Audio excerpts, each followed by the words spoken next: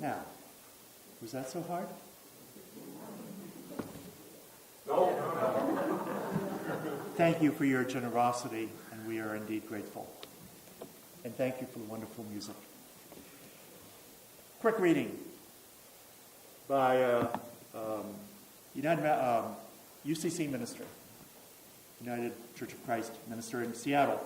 And he used to do columns for one of the Seattle papers. And he's done a number of congregations in the Seattle area. And his name is Anthony Robinson. And, I've been in touch over the years. He writes this book called Common Grace, How to Be a Person and Other Spiritual Matters. He writes this about community, and I'm going to speak about community, so I invite us to consider these words. He said, community has changed. Community in recent days has become something we work at or seek or build or choose to participate in or not. This changes what it meant historically. There was a time when communities, like families, were not so much the people you chose as they were people who you were stuck with. There were some you liked, and there were some you loved, and, well, there were some you found irritating, and there were some that pretty well drove you crazy. But you were in it together. These days, our communities come to resemble affinity groups. People gathered around a common interest or people who are more or less alike. Such communities offer company to their members and maybe a lot more, but there's just a little bit artificial about them. There's so little real life, political, economic, geographical, that binds people together. And he says, by the way, that this is partly due to freeways and automobiles, air conditioning, and television. And I think he'd add now the internet. He says that a friend of his once made the tart comment that community is where the person you least want to be with always is. And should he or she leave, someone pretty much like them will take their place. It's true that community is not made up only of pleasant people, our friends, or people who are bright and happy and healthy and good-looking. Community is that worthy of the name, which is always a mixed bag. In community, we learn patience in bearing with others. And in the course of it, we realize and become aware of something else, that others have been patient in putting up with us. So think for a moment about whether you are a community or an affinity group. There's no wrong answer, by the way.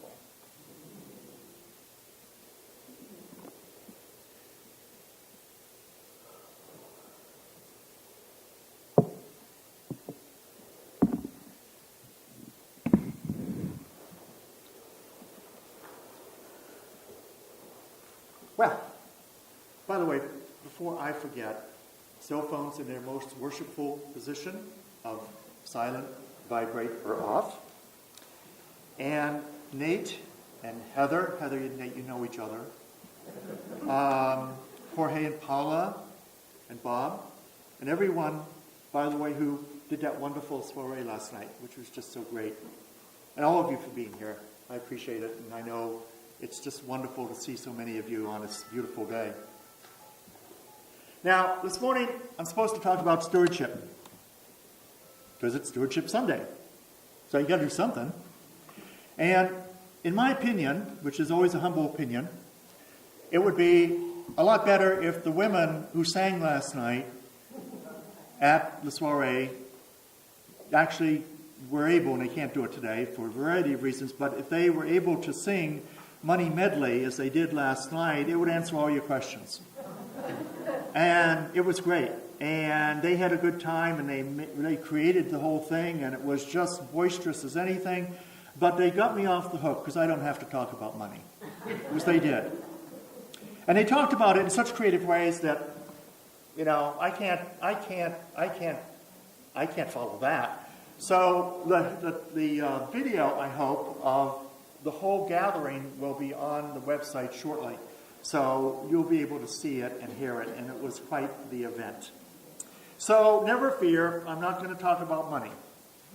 But as I have said many times, my Zen teacher in Oregon says that all money is energy units.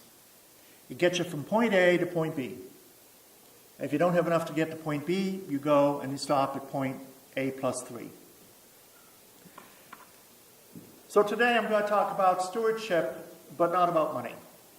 I'm going to talk about it from 3 perspectives, and we may or may not have any time for conversation, but it would be great to have conversation afterwards if you want. The 3 perspectives or themes is 1, community. Second one, religion. Third one, shared ministry. Now, I have been here since July 23rd of 2010. That is 1 year, 3 months, 12 days, and 46 minutes. For the obsessive compulsives here, like me, who might want to look it up online. I've learned a lot from you, and perhaps I've taught you a little bit here and there. I've watched carefully as you've demonstrated all 3, community, religious life, and shared ministry. I want to talk briefly about all 3 and how they represent your present and your future, because you know your past pretty well, and sometimes it's easy to dwell on the past. So today it's future and present, present and future. Again, it's not so much about money as it is your evolution. It's a continuing story of your vision, which is what I said in my first service here, and how it's going to come to pass. First, let's look at community. When I came here in early June of last year to visit, and we were down in the social hall, I knew immediately you had a community. You were boisterous, you were sad, but you were happy. There was a whole mixture of feelings. Yes, there were some tough spots. The community went frayed a bit, and that happens. It's just part of being human nature. But what I saw from that first moment was a community of caring, loving people who felt a lot of passion for their fellowship. Yes, sometimes the passion got a bit out of control, but that's a good thing. I'd rather see too much passion than none at all. So when I came here, I knew the presence of community was real. Now, as I've told you before, I've been in a number of UU congregations over the years. And UU, by the way, is Unitarian Universalist. Sometimes there's a tendency to be just a tad exclusive, like those affinity groups that Tony Robinson was writing about. True, we are religious liberals. We ask questions. We don't expect pat answers. We are unlike many of our brothers and sisters in other religious communities in this country. It's okay. It's wonderful. But sometimes our congregations get tempted or seduced to think, well, there's an assumed affinity of political or fiscal liberalism as well that goes along. Sometimes, and I'm not saying it happens here, we subtly discriminate against those who are Christian, or who it might be termed the followers of Jesus and his teachings, because I prefer that one. This temptation can be to be exclusive, and again, I don't see it here, except sometimes subtly, is to apply to people of lower income strata, or those in the GLBTQ community. It's always there in subtle ways. Again, it is natural because we're always expanding our edges. 50 years ago, you were a very different congregation. I suspect now you're much more diverse than you ever believed. Now, in coming weeks and months, we're going to talk more about moving beyond any feeling of exclusiveness. Next Sunday, Tony King and I are going to talk a little bit about what it means to be a follower of Jesus and a Unitarian Universalist. The next week, we're going to have a conversation about what it means to be a Unitarian Universalist conservative. And what we're going to do is we're going to stretch our boundaries a bit. So what I hope to show is that community is broadening beyond our comfort zone. And I've known since the first day I was here that you're capable of doing that. And it's part of stewardship. Because stewardship is not just thinking, okay, next year. It's 5 years, 10 years, 20 years down the line. If you want to be exclusive, you can do that because it's not my vision. But just think if what you're doing by being welcoming, truly welcoming to those who are religious liberals, you're going beyond the divide and conquer mentality of America that you see on the news all the time. You're going beyond the, I don't want to talk to you because I disagree with you about one thing out of 50. You're moving beyond that to say that community is inclusive rather than exclusive. And that's pretty powerful. You could be a brave and misunderstood group of liberals in the South, and that would be okay. But you could become a container that opens the doors to people of rich and diverse ideas and orientations and political, cultural backgrounds. And the one thing that would unite you would be your religion. Number 2. The second theme of stewardship, being a religious community. At our General Assembly in Charlotte last summer, the General Assembly is our annual convention, our president, Reverend Peter Morales, spoke about our future as a movement. He said that what we really needed to do, and I suspect there was a dead silence, is he said, we need to get religion. Now, he went on to say that he realized that it might be a little tricky because we associate getting religion with fundamentalists, those people. But what he said was that he felt we had to get religion, and this is quickly why. One is that we had to take ourselves seriously as a religious movement. We're not an alternative to religion. To paraphrase, we're not a bridge club. We're not religion light. We, like all religious movements, deal with life's core struggles and humanity's most profound questions about life's meaning. And he goes on to say, second, religion is more about what we feel and experience than about our opinions. Ooh. Our religion is about what we love passionately and how we want to live and what moves us at the center of our being. And third, religion concerns about which links us to one another. It's not radical individualism. He says, today in a culture that erodes enduring relationships and isolates people, individualism is a prison. I believe, he says, that it is a spiritual disease of our time. Religion is something we practice together. My religion isn't about me, it is about us. It is through the practice of our religion that we create community, that we strengthen the bonds that sustain us, and that we build a compassionate connection to the world. That's a big order. But so stewardship. This is back to me now. It's not about dollars and cents, although, of course, it's part of it. It's a fuel. But to be religious, we can't take the assumption, the easy way out, and say, we're religion light. We believe whatever we want. Nonsense. Part of your stewardship here for the 21st century is to ask, are we a religious community? If not, why not? If yes, what does that mean? His second statement says that our most cherished opinions about what religion ought to be, our head is not so important as our heart.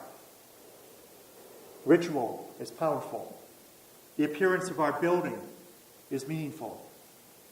He says, don't rely just on intellectual reasoning and clever conversation, but how do we love? And how do we share it?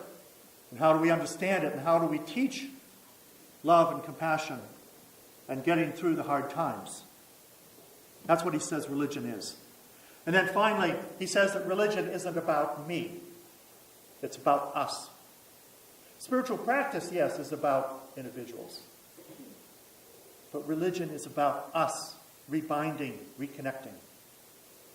As Americans, we love individualism so much that we sometimes forget that community is a partner. I'm going to add one more to his ideas. It's simple. In this room, every one of the world's religions lives. Or put it another way, all the world's religions meet in this room. Right here. Some of you practice the teachings of Jesus. Others of you are attracted to Buddhism or Sufism. Somebody over here might be a devoted Jew. Somebody over there is a person who's an equally devoted religious humanist. All are valid. None is left out. All the world's religions meet in this room. The question becomes, what are you going to do about them? Are you just going to say, not our problem? Or are you going to help newcomers develop deeper understanding about the meaning of life and the struggles we have through all the world's great traditions, leaving none out? Will you think of beloved friends like Edith Case, whose service we did? And are you going to wonder some more about life after death? I do. Will you wrestle with the Holy Scriptures of many religions to understand what those Scriptures were trying to say, even if we say that the religion itself may not be meaningful? But what are the metaphors? What are the stories? What were women and men of 3,000 years ago wrestling with? It's probably a lot like us. Or are you going to toss all of them out like superstitious nonsense and say, this doesn't have a rational formula. It doesn't mean anything to me. All the world's religions meet in this room, and they await your curiosity. And that's something else I know about you. You hid it, but I found it. You're a wonderfully curious and questing group of folks. So share, like in your covenant groups, those questions and that wonder and those yearnings and those rituals, because that's stewardship as well. That is a stewardship that's going to build for the next 2 or 3 generations in this community. Now, finally, I'd like to say a few words about shared ministry as stewardship. I've always been curious about acronyms. In fact, I got to tell you, I hate acronyms. Now, you go different places, and there's a different acronym for something. I was at UUC a few years ago. Then I was at UUCY. And now I'm at UUFC. It gets pretty confusing after a while. And when I got here, I heard this term, this acronym, COSMOS, Cosmos. And I was looking at the packet and I said, what the heck was Cosmos? Well, I've asked a bunch of people over time, that 1 year, 10 months, 300 whatever days it is. And everybody agreed that it was not Committee on Ministry, because that's what it's usually called. It was Committee on Shared Ministry. Okay, that takes care of the COSM. But what about that OS? So, nobody could tell me. In the last 3 days before now, I was at a Buddhist retreat center doing meditation retreat at a thing on addiction and recovery that a friend of mine was leading. And I was sitting in meditation and quiet and thoughtful and peaceful. And all of a sudden I went, aha! I know what it is. I know what cosmos means. So this is what it means, I think. Or at least it's an option. Committee on Shared Ministry, Operating System. That's it. It's like Microsoft or Apple computer operating systems. You have moving parts. You have lots of processors. You have a goodly amount of memory. There's a lot of hot air. And best of all, it sounds 21st century geeky. I liked it. Problem is, it really doesn't have a heart. It sounds like a consulting manual for information technology folks.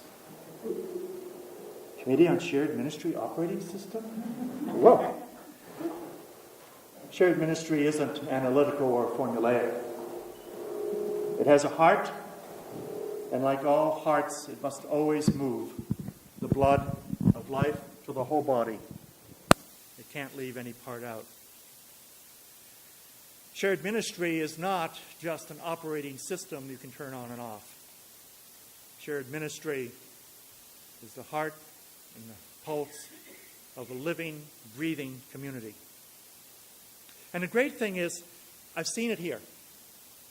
I saw it the first day I was here, and I saw it this morning. I saw it with folks like Jim and Cindy Rogers, who did so much to create the situation and container for the Memorial Garden this morning, which completed phase 1, and we had a delightful little service for it this morning. I think of shared ministry as the incredibly dedicated folks in the religious education program. I know that shared ministry was in couples like Carl and Holly Obrick, who were both here this morning for that service, and who've given so much over their years to this congregation because of their passion. I think of others like Oliver and Edith Case, who are gone, but they are not forgotten. That list goes on and on of shared ministry.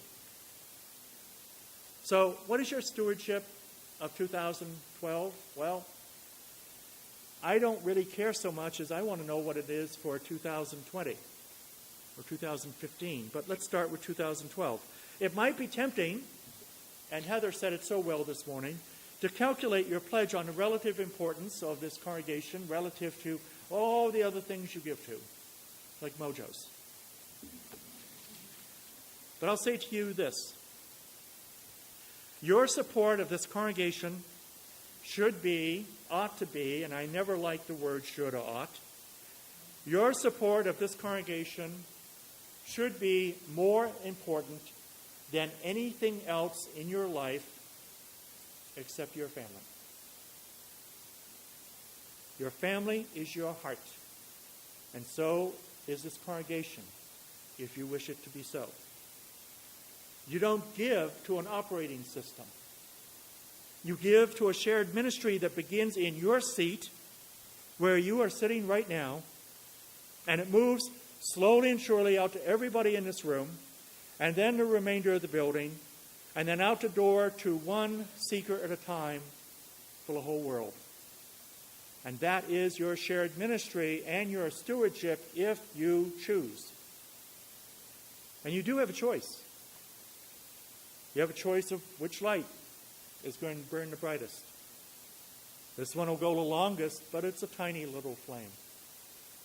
This one burns really bright, but uses a lot of fuel. It costs money. You don't give to an operating system. You give to a ministry. You have a choice now, and you have the choice every year, really. You even have the choice about getting up on Sunday morning. You can choose to give until it hurts and see how your pain tolerance is. And that's okay. We're good at that. Or you can live the words of ministry by Jack Kornfield in the opening words. In the end, when an end comes, when we look at our life, the questions will be very simple questions. Did I live fully? Did I love well? Did I follow the path with heart? It's your choice which one of those you want. Please choose well for the sake of your community, your religion, and your ministry to the world that begins in your seat and moves outwards in all directions. And there is no ending place. Because as far as I'm concerned, in 2 or 3, 4 years' time, when I'm wherever I'll be next, I want to look at a UU World magazine that comes out quarterly. And I want to see on the front cover, Clemson UU Fellowship, #1. of all the fellowships in this current country who know how to do it right and know how to love well. God, I'd love to see that. It's your choice.